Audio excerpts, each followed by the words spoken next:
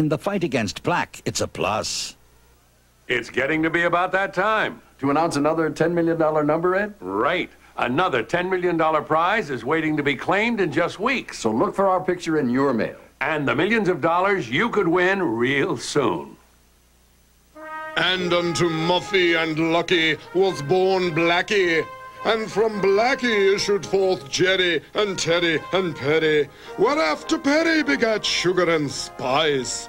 Then came Whitey the meek and Samantha the brave. The world was then graced by Bruce the good, Flip, and Georgette the Purina Snuggly. Cat Chow brand cat food for cat chow care, generation after generation. And Snookums. At JCPenney, we haven't just changed our styles for summer. We've become a completely different animal. With fish. And fowl. Horses. And mules. With spots. And stripes. And a beautiful coat. And while we're dressed like a peacock. And watching quality like a hog. It's our great values that have always made us The leader of the pack.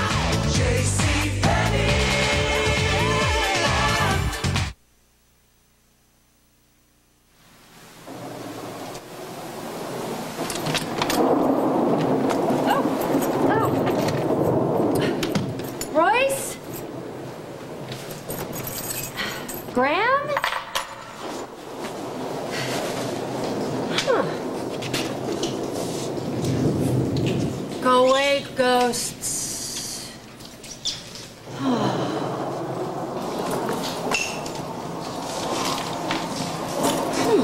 No Dubonnet poured. Not a good sign.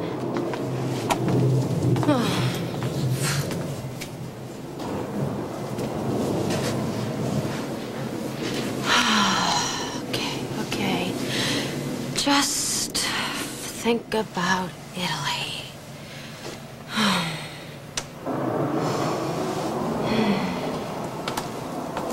Emily? Oh, God! Royce, you scared me half to death. I thought for a second we got our signals crossed. When you called, you told me to meet you here, but when I got here, the house was dark, and, well, Graham doesn't even seem to be here. Well, where'd you come from? Oh, I came in through the French doors from the terrace. I left my raincoat in the bathroom. It's pouring out. I know. I just got here myself. I thought I might find a couple of Dubonnets poured, like in Italy. Forget Dubonnet. This is a night for champagne. It's finished. The design to the tower? Oh, gosh, let me see them. No.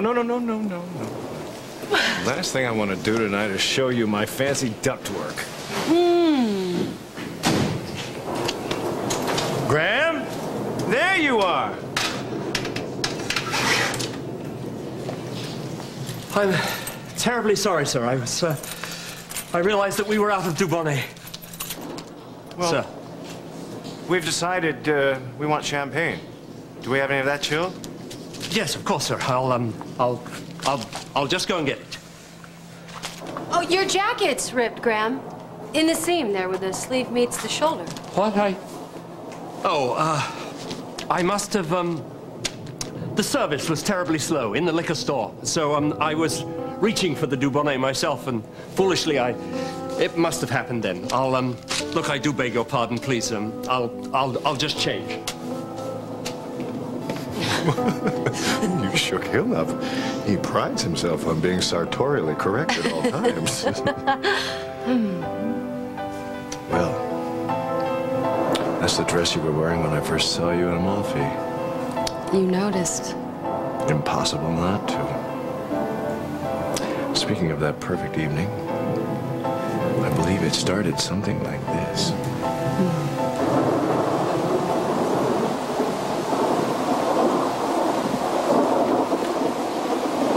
Pork or ginger chicken? Nothing, thank you. It'll get cold. I don't give a damn. God! I want to ask you something. When you were taping the show with Kim this afternoon, did it ever once cross your mind that when you were living with the threat of AIDS that you didn't have to go through that alone? Yes. Good. How many crises would you say that we've been through together over the last 10 years? Plenty. And would you say we've worked them all through, right? Considering your relationship with Hal, the fact that you fell in love with him and had his child, I would say that could have very easily been the end of us, right? Yeah, I know. Good. So we're back to Hal. I think that your feelings are very complicated here, and I think it has very little to do with my keeping something from you. I was under orders, very specific orders. They were the ones that felt that you shouldn't know the truth because of your sensitive relationship with Hal, and I argued with Joe, I even argued with Hal, and I am not done yet! I didn't even know that Hal was alive until after they had already told you that he was dead, and Joe led me to believe that this was a temporary silence, and I would be able to tell you after the situation was stabilized. Well, didn't you feel just a little bit hypocritical? Yes, okay? Yes, I felt hypocritical, okay? Look, I kept arguing with Joe. It was Barbara's pregnancy that they were really concerned about, the fact that Hal didn't know, and I think if it hadn't been for that, they would have allowed me to tell you the truth. They thought that if Hal knew the truth, that he might blow the whole thing. He was the one they were worried about. Well, I wouldn't have told him.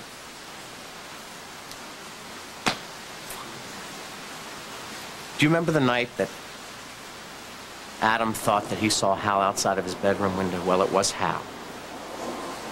Now,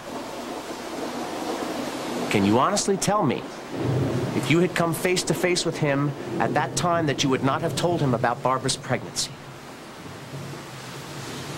Well, maybe you're right. Maybe I'm just not as good at lying as you are.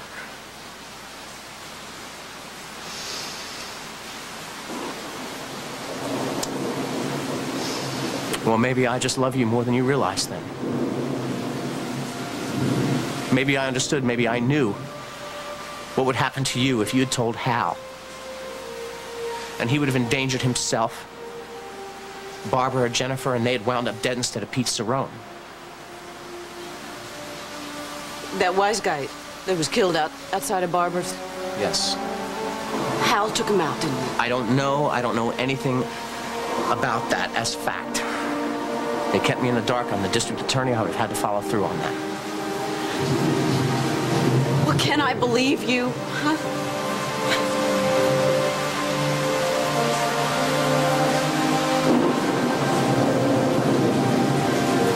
Let me tell you something.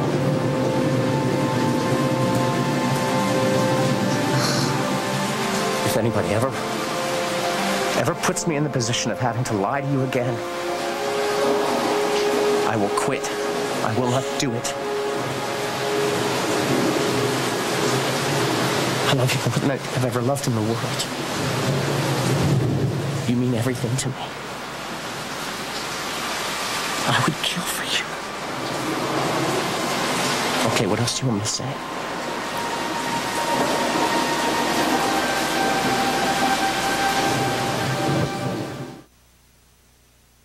Michael Jordan in Hanes briefs. Michael Jordan in new improved Hanes briefs.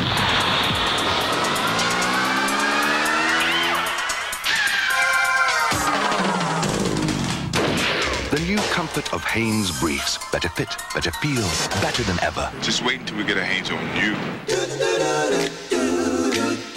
Now buy 2 packages of Hanes underwear and the new video Michael Jordan Airtime and get $5 by mail. A U.S. government report indicates that there are 47 million Americans who are functionally illiterate. And unfortunately, America has dropped to 49th in literacy in the world. Learn to read with Hooked on Phonics, the musical reading program. Then, read to learn with SRA reading comprehension used by over 60 million people. Hooked on Phonics worked for me. Call 1-800-ABCDEFG. We were 3 days out of Dakar on the Queen Elizabeth II. I was right in the middle of an apricot flambe. Captain, I'm afraid we've just run out of Colombian coffee. Run out, Mr. Howard. Full about, Mr. Roberts. Engine room, full speed. So we turned back. Under the circumstances, it was the only civilized thing we could do.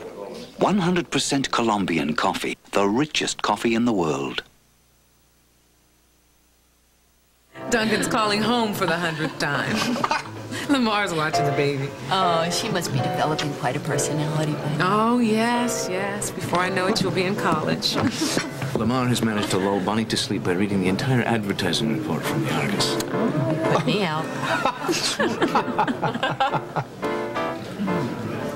Your wheels are turning. I'm just wondering what they're talking about. What are they cooking up?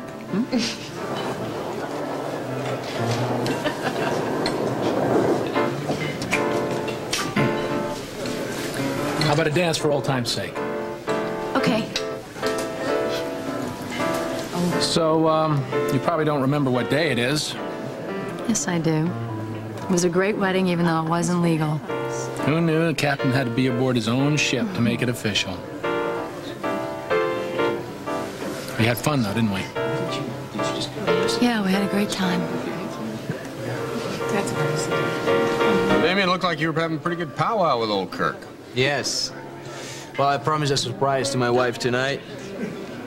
And now that it's all settled, I'm proud to announce that Lily and I are the new owner of the Oakdale Yacht Club. And the yacht. And the restaurant. Everything.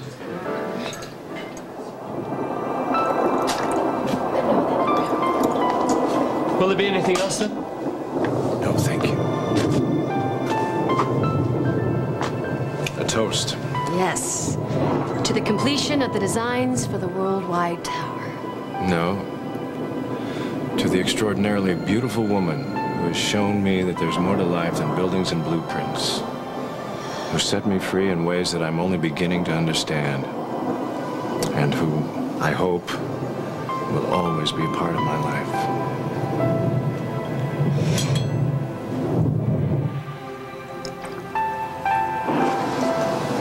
Now,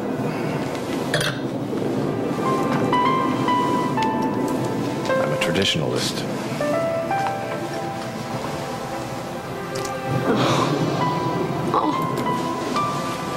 Miss Emily Stewart, will you do me the honor of becoming Mrs. Royce Keller?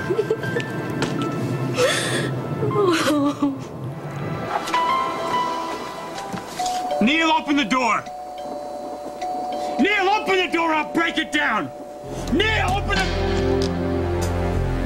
Neil? Neil! Oh my God! No, Neil! Neil, no! Neil!